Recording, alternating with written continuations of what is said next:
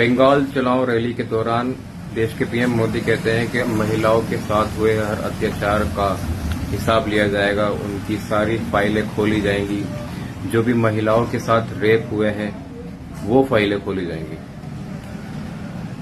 देश का पीएम ऐसी बात कर रहा है, वहां पे अगर उनकी गवर्नमेंट बनती है तब फाइलें खोली जाएंगी। अगर नहीं बनती है वहां पे गवर्नमेंट, तब फाइलें नहीं खोली जाएंगी। तब तुम्हारा कोई अधिकार नहीं है, तब तुम्हारा कोई फर्ज नहीं है कि वो फाइलें खोली जाएं।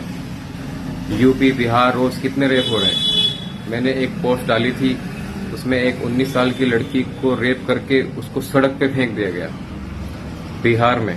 वहां पे किसकी गवर्नमेंट है? वहां पे क्यों फाइलें नहीं खोली जा रही? वहां पे क्यों नहीं रोका जा रहा है?